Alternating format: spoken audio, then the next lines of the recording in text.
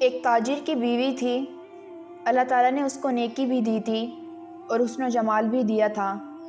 اس کا خاوند سفر کے لیے کسی دوسرے شہر جاتا تھا۔ کچھ دنوں کے وقفے سے اسے اس شہر جانا پڑتا تھا اور اسے وہاں رہنا پڑتا تھا۔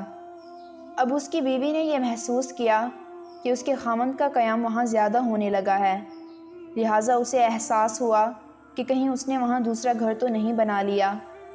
چنانچہ بیوی نے اپنے اعتماد پر ایک خادمہ سے کہا کہ تم اس کے پیچھے جاؤ اور دوسرے شہر میں جہاں رہتا ہے وہاں سے جا کر معلومات حاصل کرو۔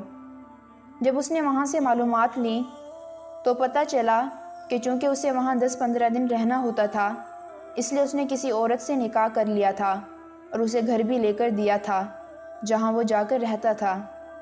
گناہ نہیں تھا، البتہ اس نے دوسرا نکاح کر لیا تھا۔ جب اس عورت کو پورا پتہ چل گیا تو اس نے سوچا کہ میرے خاوند نے نکاح تو کر لیا ہے، اگر جھگڑا کروں گی تو خاوند کو خواہ میرے سامنے شرمندگی ہوگی، یا یہ بھی ہو سکتا ہے کہ میرا خاوند کھلم کھلا کہہ دے کہ میں ادھر بھی وقت دوں گا اور ادھر بھی وقت دوں گا، تو مجھے ایسا کرنے کی کیا ضرورت ہے؟ جو محبت کی مساوات میرے اور میرے خاوند کے درمیان ہے، کیوں نہ میں اسی کو برقرار رکھوں؟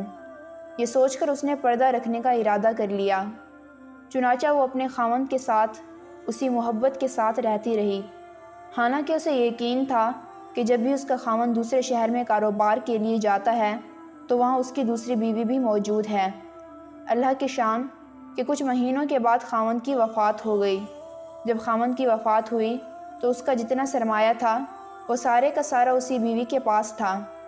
جب خاوند کی تدفین کا مرحلہ مکمل ہوا اور اس کی وراثت کی تقسیم کا وقت آیا تو اس کی بیوی نے اپنا حصہ بھی الگ کیا اور دوسری بیوی کا حصہ بھی الگ کر دیا، اور اسی خادمہ جس نے اس کو بتایا تھا کہ اس کا دوسرا نکاح بھی ہے، اس کو بڑی رازداری سے کہا کہ کسی کو پتہ بھی نہ چلے اور کوئی میرے خاوند کی بات بھی نہ کرے، لیکن اس کی وراثت میں دوسری بیوی کا شرعی حق ہے۔